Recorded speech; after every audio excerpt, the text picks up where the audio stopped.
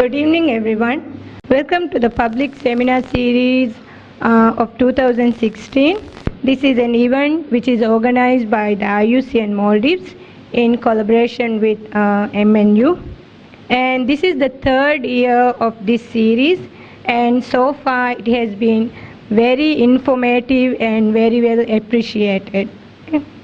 On our first seminar today, we have Dr. Amir from IUCN, and he will be sharing with us the results of the project Regenerate so far. And Dr. Amir, he is the head of the Marine Biodiversity and Conservation Science Group in the IUCN. He has been in IUCN for over 12 years, and he has taken marine science conservation in the Red Sea, Caribbean, Mediterranean, Arabian Gulf, Great Barrier Reef, the Indian Ocean, and he is focusing on coral reefs, marine protected areas, ecosystem-based management, and climate change and adaptation. So now I open the floor for Dr. Amir to continue with his presentation. Thank you. Thank you, Sajla.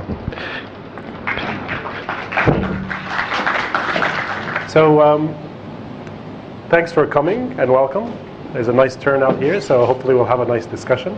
My name is Amir, and I work with IUCN, as Sajla was saying. And today, I guess we're going to share with you stories from the first phase of a 6-year project that is funded by USAID and is in collaboration with the government of the Maldives. So we're just going to tell you some of the, I guess, results that we've had in the first 2 years of the project. The project, like I mentioned, is a 6-year project, so we're going forward in the next 4 years building on the results of the first 2 years. The project is called Project Regenerate, and it's about enhancing the socio-ecological resilience of the Maldives. And there's a lot of information here, so please don't shy away from asking questions either during or after the presentation. I don't mind. And of course, this is a very large project, so a lot of the work that's been done here, in fact, most of the work that's been done here is done by my colleagues. We were, I guess, 19 team members, and you can see some of the team members here. We're missing a few, but I'll just read them out because I think they deserve recognition for all the hard work and commitment that they've shown in the last 2 years. So there's Gabriel, Patrick, Agnese, Monique, Amir, Rifi, Dorothy, Afa, Njoki, Fissam, Nistu, Ali, Munshida, Maliha, Shihani, Bashir, and of course we have Khalid and Amal, who we're going to add photos on. So thank you very much, my team members, for all the hard work you've shown the last 2 years, and I look forward to working with you in the next 4 years. So just a few basic, I guess, results and numbers of phase 1. We were focusing on Alif Alif as a demonstration atoll, and that's North Ari in English. We surveyed 23 islands for physical vulnerability. We surveyed 1,089 individuals in all the community islands, which were 8. We surveyed 151 fishermen in all these community islands also. We had 1,278 citizens and professionals coming to our workshops and being trained. We had 28 speakers in seminars just like this one from all around the world. We had 4 ecological surveys and 1 major scientific expedition to look at the ecology of North Ari. And we had 2 marine festivals to celebrate the importance and to raise awareness of marine systems. So throughout the presentation, I want you to kind of like think about the messages that I'm trying to communicate. And there are basically 5 main messages that I hope to convince you with. After you've seen the presentation, you'll hopefully believe that coral reef ecosystems around the world, and especially in the Maldives, are threatened. But they're heavily threatened, but their management is possible. North Ari communities are highly resource dependent and vulnerable, but have a high adaptive capacity. Marine ecosystems in the Maldives provide critical services that are economically very valuable. the well-being and economy of the Maldives are underpinned basically by the reefs and the reef ecosystems.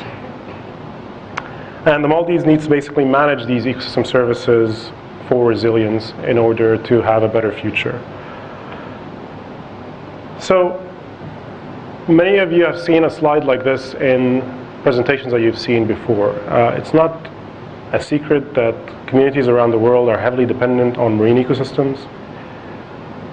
Around the world, approximately 1 billion people live within 100 kilometers of a coral reef, and within 10 kilometers is approximately 275 million. So a lot of these people are interacting with the coral reef systems in one way or another. These reefs are very threatened. We have unprecedented pressures in the 21st century, whether it's invasive species, overfishing, dynamite fishing, crown of thorns, climate change and bleaching, coastal development, or pollution. These are all local and global pressures that are heavily affecting coral reefs around the world. In fact, 16% of all coral reefs around the world are damaged beyond repair by coral bleaching, and 60% are threatened by these local pressures. So we're talking about 76% of coral reefs around the world in dire straits, and that's projected to get worse. So by the year 2050, the majority of coral reefs will be in critical condition or very highly threatened. So basically the summary of these last slides is that local stressors, whether it's pollution or coastal development, plus global climate change equals global coral reef decline.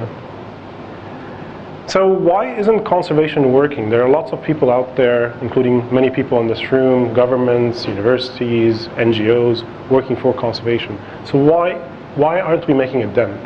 And I think it's probably due to a very basic but very foundational paradigm that people have in their mind, that it's either biodiversity or nature versus people and development. And this has been the problem for years, and it is a problem at the moment. And what we need to do is we need to actually change that paradigm somehow and start thinking that biodiversity is necessary for people and for development. And this is where our, I guess, focus and our idea and our campaign, Resilient Reefs, Resilient People, comes in. We're trying to convince people, and we're trying to show to people that without resilient reefs or resilient ecosystems, you can't have people that are healthy and persist over time. So basically both sides of the equation are necessary, and one will impact and influence the other. You've all heard of ecosystem services. It's basically the services or the benefits that natural systems provide to people, but also the services that natural systems provide to natural systems to keep them ticking and to maintain processes are vital. If we start talking about valuing natural capital and valuing ecosystem services, we see that coral reefs are especially important and especially valuable. For instance, 1 hectare of coral reef can range in value from 130,000 to 1.2 million. The total estimated global value of coral reefs is around 29 billion to 1.7 trillion. That's not an insignificant amount. There are many different types of ecosystem services, whether it's provisioning services, such as providing fish, shellfish, and seaweed for consumption or for commercial trade, regulating services such as shoreline protection and water and waste assimilation, or cultural services such as recreational, tourism benefits, aesthetic and spiritual benefits. And of course, there are the services that I mentioned which keep the system running, and those are called supporting services. So these are the processes such as nutrient cycling, for instance, water exchange, maybe some species functional roles that make the system stay the way it is, so maintains the health of the ecosystem.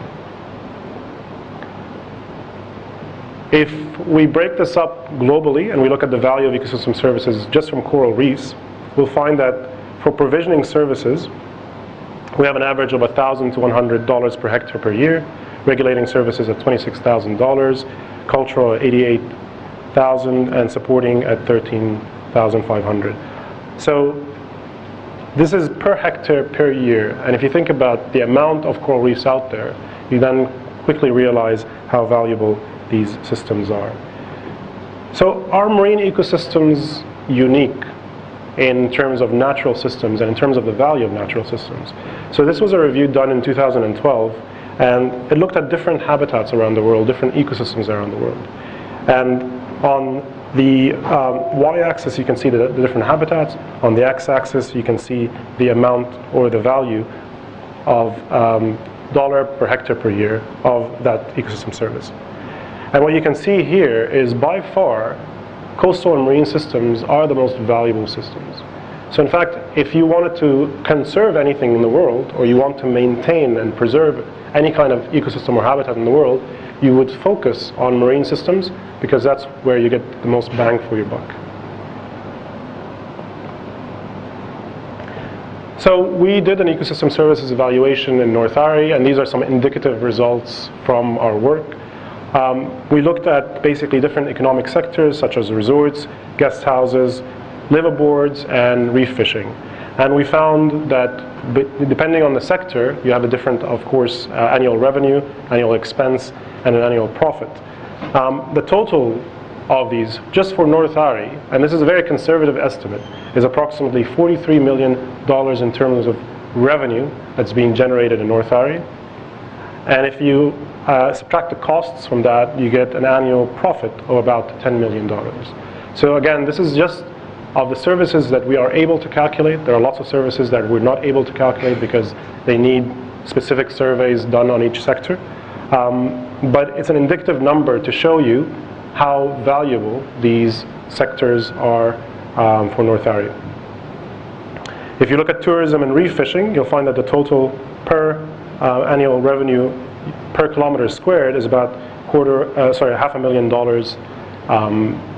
And if you look at just the profits, then it's about $100,000. So again, $100,000 per hectare per year in one atoll of the Maldives, a very substantial amount. So let's take a step back and just think about ecosystem services and what these ecosystems are actually providing us. So for instance, you have the ecosystem here, and the ecosystem is made up of different habitats. So the habitats are actually the service providers. And the service providers obviously provide the services. And these services are the ones that we just mentioned. But these services are important also to maintain that ecosystem. So it's vital that this link is maintained and is preserved and protected. Of course, these services are also important for people, the beneficiaries, and they benefit in many different ways. Whether it's food, whether it's shoreline protection, whether it's a cultural benefit or recreational or tourism aspect, and of course that will directly affect their well-being. So humans, Maldivians, are directly dependent on ecosystems for their well-being. And to really understand how that works and how dependent people are, we need to understand the dependence of communities on the resource and also the health of the ecosystem. So one of the things that we were aiming to do in this project is to basically look at the condition of the ecosystem and also look at how people are using this system. So looking at ecosystem health, one of the things that we did was basically go to North Ari and do ecological surveys. So we did ecological surveys at resorts, we did them in the community islands, we had an expedition that went to 12 different islands, and we tried to understand the condition of the habitat in uninhabited islands, in inhabited islands, to get maybe an idea of where the most important resources may lie. And from this information, or from these surveys, we can actually plot this information and map the distribution of the most ecologically important habitats and also values of North Ari.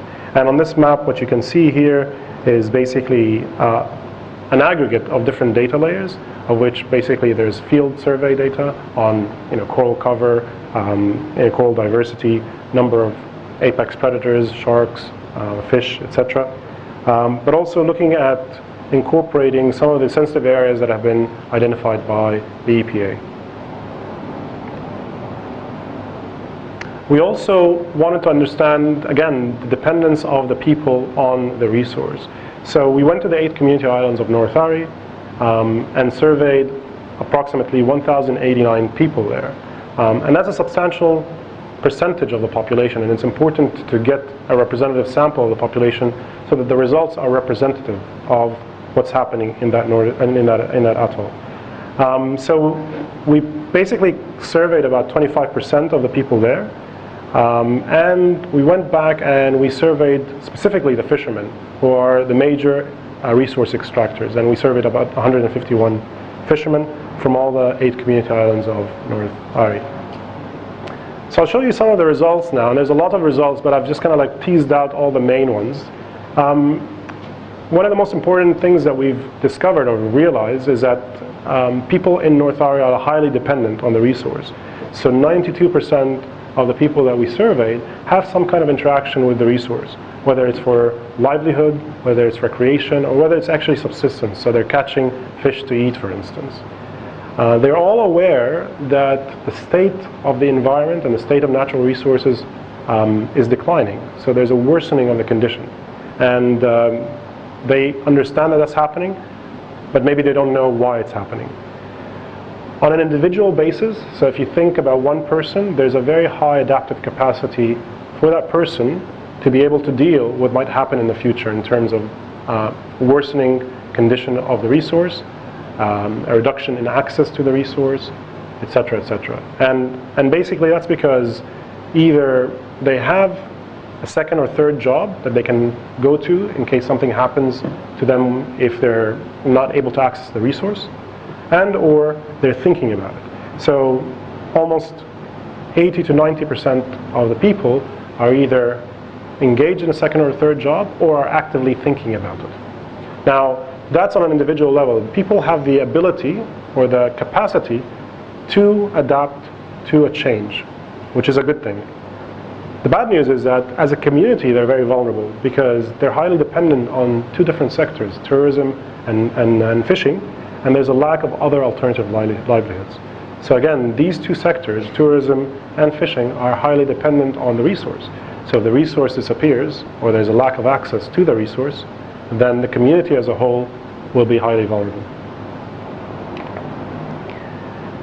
We also identified some potential conflict between groups and sectors. So we identified basically a potential conflict between resorts and fishermen because they use the similar areas and they're after the same resource. Gender, I guess men and women in island communities have a different role or different roles, and what we could see is that women only related to natural resources when it comes to recreation, so going on picnics, etc. But they didn't really believe that they had enough information to express an opinion, and they were majority of times happy to, I guess, leave it to the men to make decisions on resource use or resource management. There was also a very low policy awareness, so very few people actually knew what the regulations were for fisheries, MPAs, but most people felt that these regulations are important, which is interesting to know. If you think something is important, you should know something about it, but in this case they don't know a lot about it, but they think it's important. And the majority believe that they have no active role in management and conservation, and that's a big thing. So as an individual on an island community in North Ari, you believe you have no role in conservation and management for whatever reason. When we talked to the fishermen, we found that they basically have 3 main species of fish that they catch: the rainbow runner, the red snapper, and the bluefin trevally. And they mainly use 2 different types of, gear, either the drop line or hand line. There's also another fishery in the Maldives. There's a reef fishery, but there's also a live bait fishery. So you're catching live bait to go out to catch tuna. And there were 4 main species of live bait that are being caught in North Ari: the fusiliers, 2 types of scad, and the triggerfish. And as you can see, they are orders of magnitude more important than the other bait fish, which means that people are using them much more, which means that the impact on their populations is going to be the highest. Now, that might not be the same in different atolls, but in North Ari this is the case. So from all this information, what we can do is we can develop a very clear resource use map of North Ari. And what you can see here is basically in pink or in purple, depending on which screen you're looking at, over here, is where people go for live bait and reef fishing. And then these hatched blue circles are recreational, tourism, and dive locations. And then, of course, you have community islands and resort islands highlighted. And so we're starting to develop a very clear idea of how people are using the atoll. If we take the first map that we developed from our ecological survey and we overlap that with the social use survey, again, we get a very clear idea of where the areas are that have potentially conflicting values, social and ecological. And they're very clearly outlined here.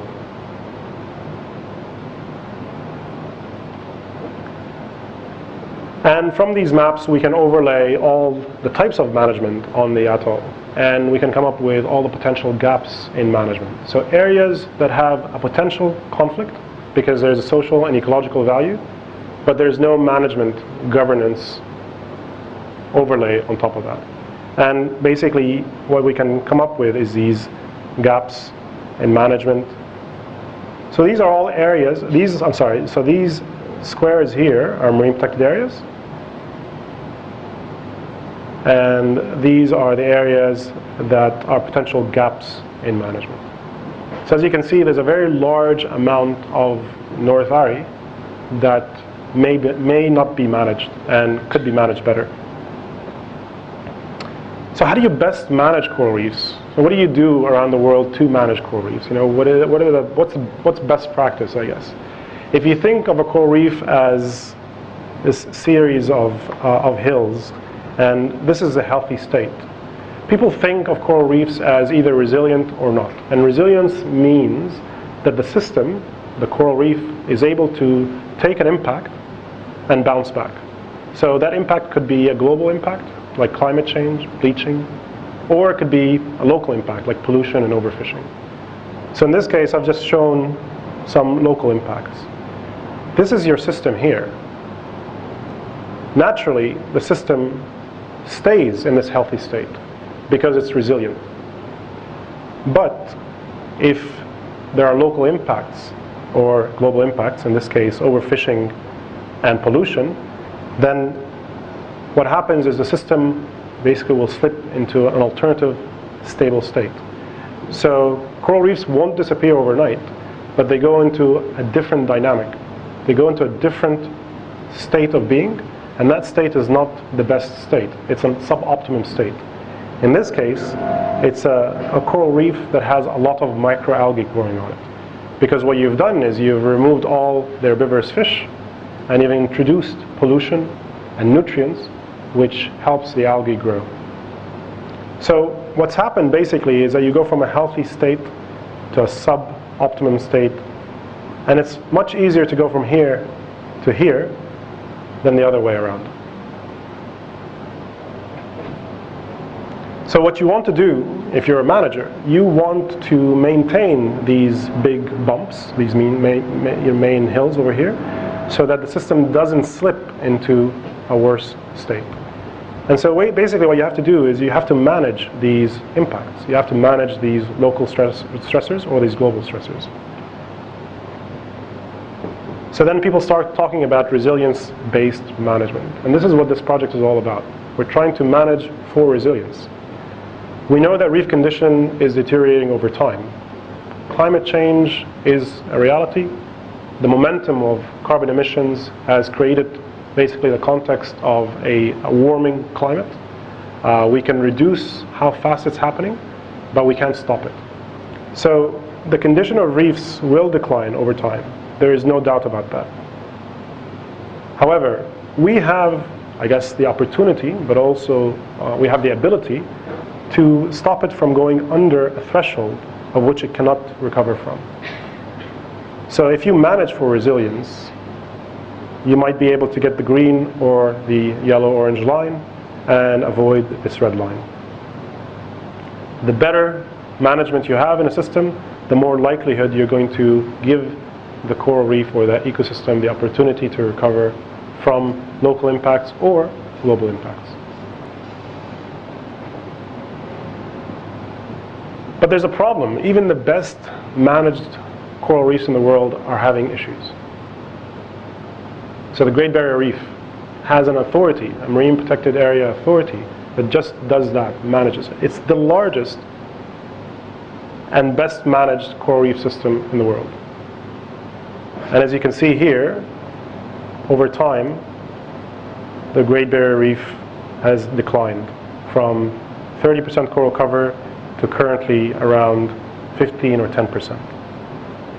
And these declines are coinciding with issues like crown of thorns, cyclones, and bleaching. So where's the problem? If you're managing coral reefs the best way, if you're creating a marine protected area in the best way possible, why are we still seeing this? And it's because protection isn't enough. So around the world, again, most of the coral reefs are outside MPAs, 73%. And only 22% of the MPAs that currently exist are effective. So have a look at this here, this number. Reefs in MPAs rated as effective, 6%.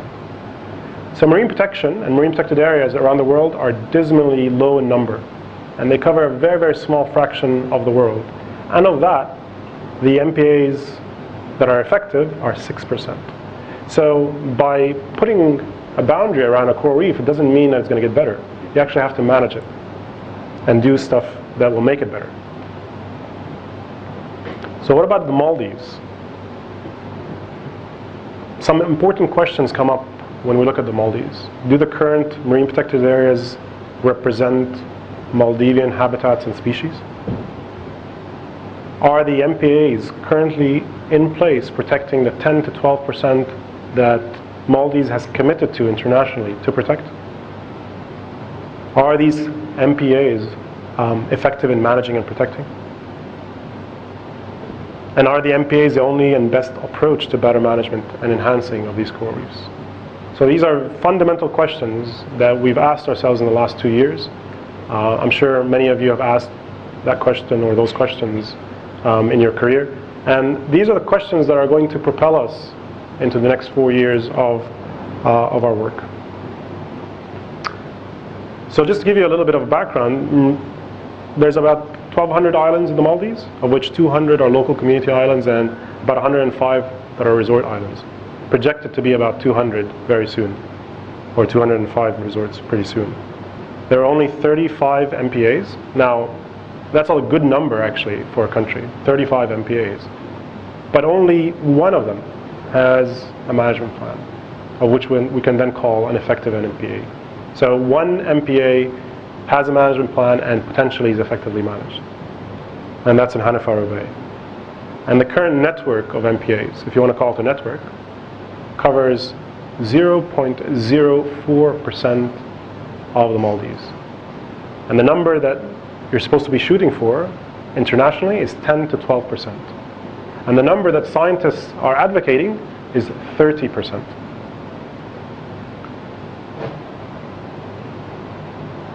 So marine protected areas are not enough. They're not enough in the Maldives.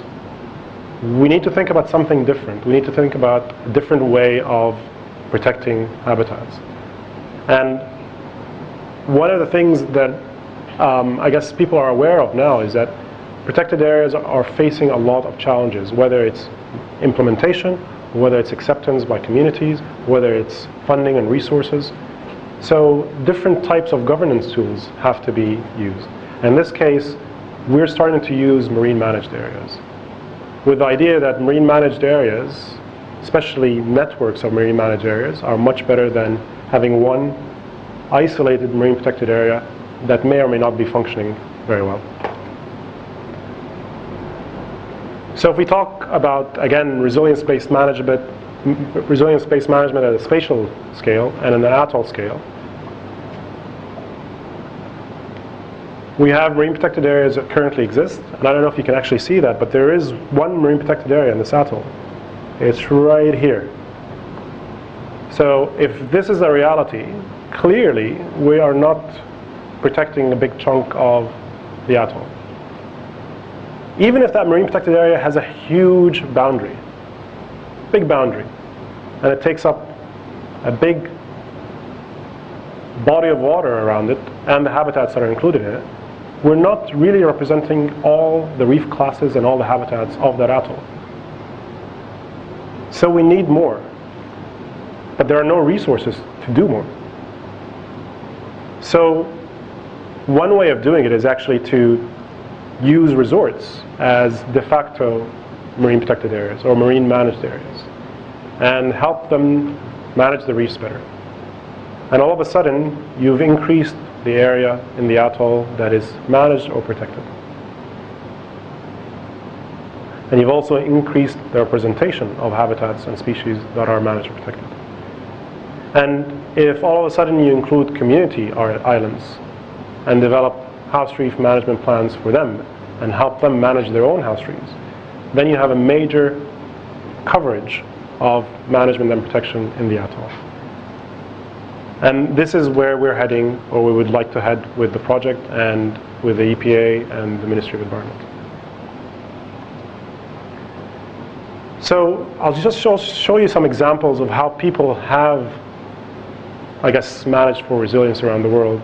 Like I mentioned, the Great Barrier Reef is the largest and best managed coral reef around the world. 30% no-take areas. Not 30% marine protected areas, but 30% no-take areas. Means that no one can actually harvest in these areas. That's a substantial amount of coral reef. And they're using that as basically their ecological insurance in case something happens in the future. These areas are going to be the seeding areas for other more impacted areas. But like I mentioned, it's not enough, and they've realized it's not enough. And so what they've done is that they spent $300 million to develop management programs to address water quality and the degradation of water quality, which is a big issue in the Great Barrier Reef. And actually, it's an issue in the Maldives. In Grenada, they've also looked at addressing water quality impacts. And the reason why I put these two examples is to show you that it's not just about money. So the Australians put $300 million in their water quality program. In Grenada, $10,000 made a huge difference.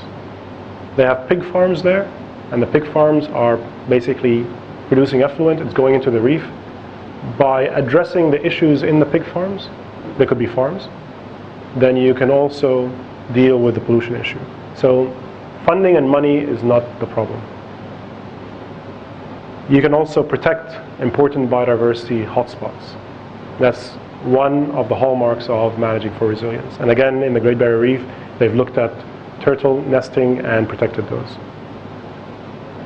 Very important, protecting the keystone species of resilience. In this case, herbivorous fish. In the Maldives, parrotfish are one of these fish that people spearfish, maybe for fun or to give to friends. Herbivorous fish are not the top fish being caught, but if we see a decline in the red snappers, the trevally, the predatory fish, you'll see an increase in the number of herbivorous fish that are caught, and then it's going to be a big problem.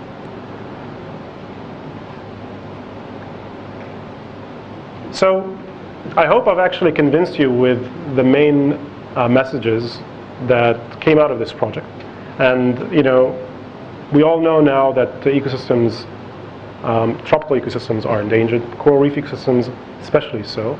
And in the Maldives, I think Maldives has been very lucky not to experience heavy impact, but that will increase with an increase in climate change impact, but also with an increase in population growth.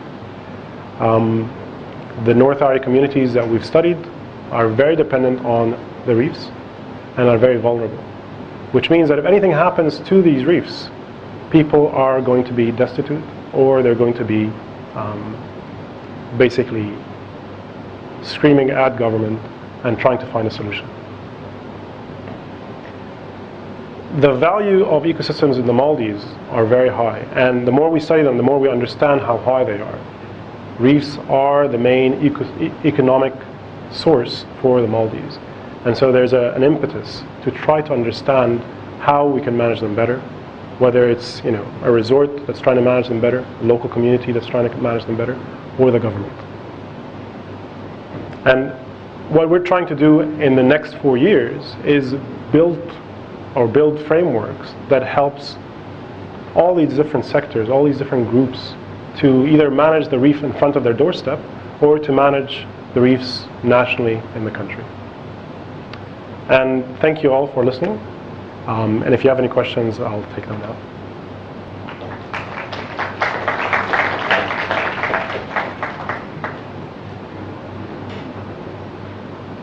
So you mentioned that the communities of North already have a high productive capacity. Could you explain what you mean?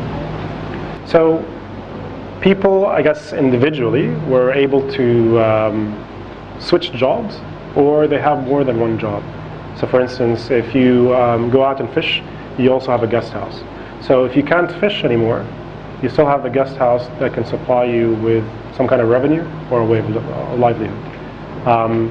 What we've seen also is that the more tourism kind of grows on the islands, the more people are shifting from subsistence or extractive use of the resources to more of these, I guess, passive uses and indirect uses. So a fisherman is more interested to have a guest house than go out on a boat. As they get older, as more money is made in the guest houses, etc., etc. So it becomes I guess a change of strategy in how you make your living.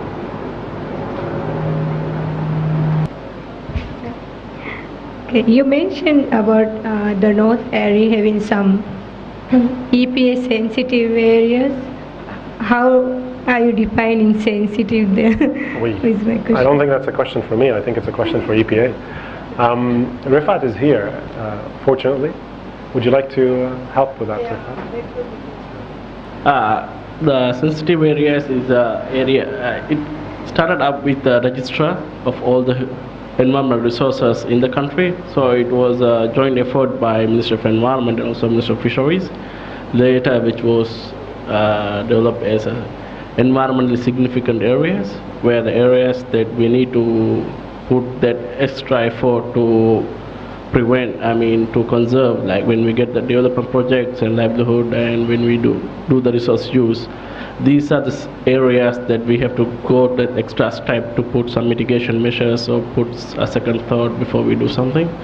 The list is for the decision makers and policy makers to make the informed decisions.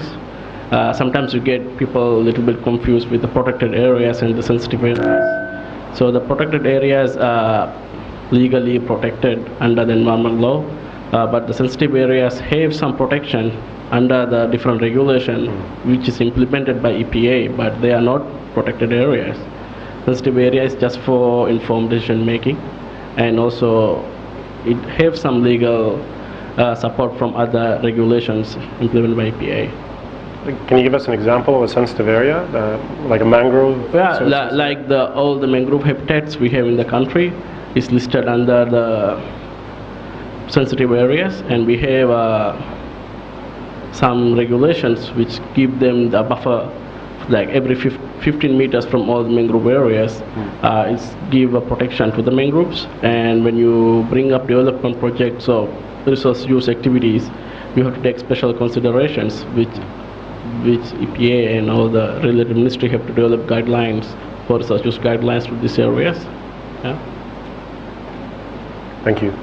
So you put up a number like 0.04% either declared, even though it is as paper parks, right? Are you considering the whole? Is that 900,000 square kilometers, or just 20,000 square kilometers, which are actually only the reef areas? No, it's the entire EEZ. EEZ. And that's a good question, I think, because one of the issues, again globally and in the Maldives, is that people tend to protect normally the largest areas that are protected around the world are areas that are far away from people. So they tend to be in pelagic habitats. In the Maldives, most of these protected areas are on reef or on the coast, or if it's a protected area, it's on an island, obviously. So it's where people are living. So it's a little bit of a different kind of scenario in the Maldives. But there are large expanses of water in the Maldives that are not really protected. And the channels, for instance, large channels are not protected, etc. So one way of increasing the number or the percentage easily is to just have very large marine protected areas away from people. Because then you basically just increase the number and you have a higher percentage, but doesn't really mean much. What you really need to do is look at the different types of habitats, different types of species, and make sure that the areas that you're protecting represent these habitats and species. So representation is one of the principal components of a good design for a marine protected area network. So looking at all the habitats and all the species being protected, or at least being represented in protection and management. Thank you. You have answered the question very well. You mentioned that we have a lot of MPAs, but only one is in effect. What's the difference between the MPAs that are in effect and that those aren't? And does having these MPAs that are not in effect help in preservation? So I actually said that Maldives has 35 MPAs. Only one of them has a management plan and is effective. The others are what they call paper parks. It doesn't necessarily mean that they're not in effect. It's just a language thing. They've been designated, they've been gazetted. I'm sure there's legislation behind them, but there's no management plan and there's no active management. So it's a big difference, because there are lots of areas that could be designated and could be managed, but they're not introduced into policy. And the second part of your question, I didn't really hear. It's how do you make them more effective, or what was the second part of your question? Does having all these MPAs, though, that's not in effect, like doesn't have a plan yet, does that help? Does having a lot of MPAs help? Yeah, it's a good question. I don't really know the answer to that. So in countries that I've worked in around the world, I always think that it's better to protect first and then study and manage later, because often you have a window of opportunity to protect a place. It could be the politics of the protection, the policies, the personalities involved. So there could be, I don't know, a head of an EPA or a head of a government that is pro-protection. So you suddenly quickly just run things through that, the individual, that government to protect, and then you go back and you kind of like look to see what you've protected and study it and how do you manage it. So I think at opportunities where you could protect and manage, or you could draw that line and designate it, I think you should go for it. The problem then is that if you don't do something about it over time, maybe that designation actually causes more harm than good, because all of a sudden you've highlighted it on a map. So an area that people don't know about, and there's a whale shark aggregation. So you just draw a very nice line on a map and say, this is an MPA because it has the largest aggregation of whale sharks in the Indian Ocean. All of a sudden you have 1 million people coming and no management. So it is a responsibility. If you protect, you need to follow through and try to manage. But yeah, it's a difficult balancing act. So that was my attempt, Rifat. Would you like to... Do you have anything to say? Okay. How do you value the marine, a part of sea, a kilometer per hectare, so many $1 million or so much value? How do you value that? Well, there are a number of different ways you can do it. I think the most accurate way is to ask people what they're willing to pay for a service. So if you can get people to tell you, I go to this reef to fish, and this is how much I catch, and this is how much it's worth, that's one service. if I'm going to go there and dive, and I want to dive in that spot, and this is how much it's worth to dive there. That's another service. And what we do basically is we can estimate that by having kind of like a very general question or survey, or you can pinpoint it to the spot, pinpoint it to the person who's coming to the area, and that's the most accurate way of doing it. And then just adding up the services and getting that number from that. And then after you get the number for a location, you just map it.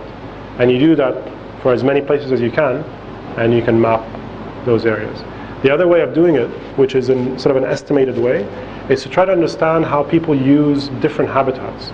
So coral reefs, mangroves, fisheries, and then ask a more general question. How do you use these habitats, and how much are you willing to pay for these habitats?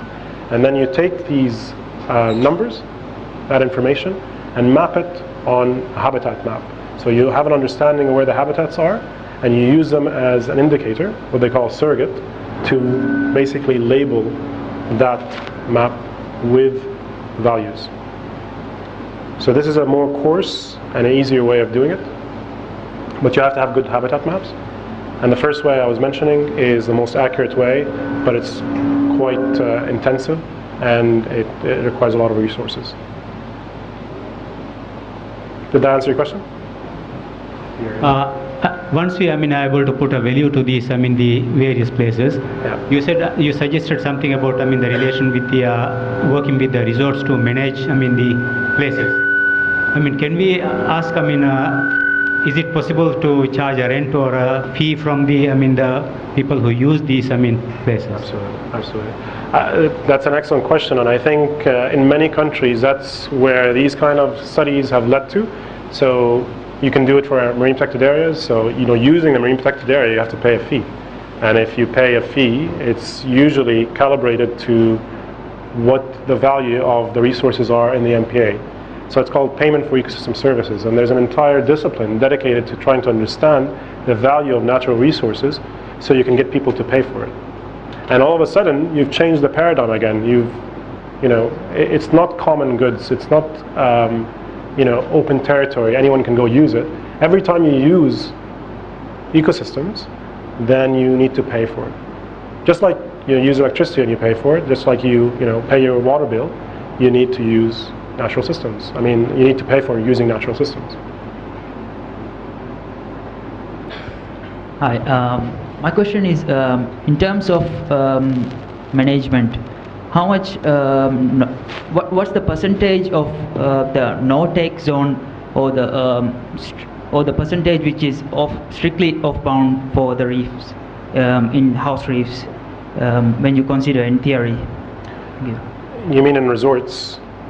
Even for local islands. Well, I don't know of any no-take zones in local islands for a number of reasons. If you are to consider, if we are to consider no-take zones, okay. I think your question is if we take community islands, we take resorts, and then see how much that is.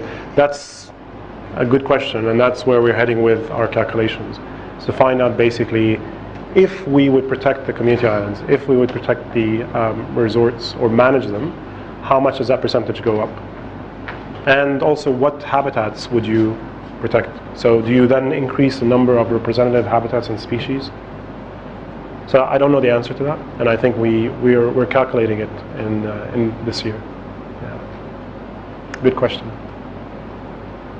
Taking community islands for an example, is there any processes as citizens of the community island to develop an MPA in a certain area, or develop a management plan for that MPA and then go on to a policy level? Yeah. It's a good question. I think there's a discussion now within EPA and the Ministry of Environment to allow for what they call community managed areas or collaboratively managed areas, what I presented here, locally managed marine areas. That discussion is ongoing to see where it would be appropriate and how. I don't know where that discussion has gone and led. As far as I can tell from our discussions with the local communities, there's a lot of interest in managing their own resources. if they're given the tools. And it's not necessarily, the tools are not necessarily just funds, but it's just how to do it, where to do it, why would you choose this area versus this area. But it's not just about kind of like developing zones, it's also about, you know, where do you put your marinas. It's also about how do you reduce erosion in a sustainable way. Where do you build, where do you not build, you know, do you remove seagrasses or not remove seagrasses. There's lots of things that people can be doing that would enhance the resilience of their island and the resilience of the reef. And you know, these things are important measures in addition to having a zoning plan or a marine protected area. So I think, you know, the good news is that the discussion is being had in government, and it's formally included in our project. And so what we can do is we can try to inform that process by developing the technical tools that communities can use and maybe government can propose.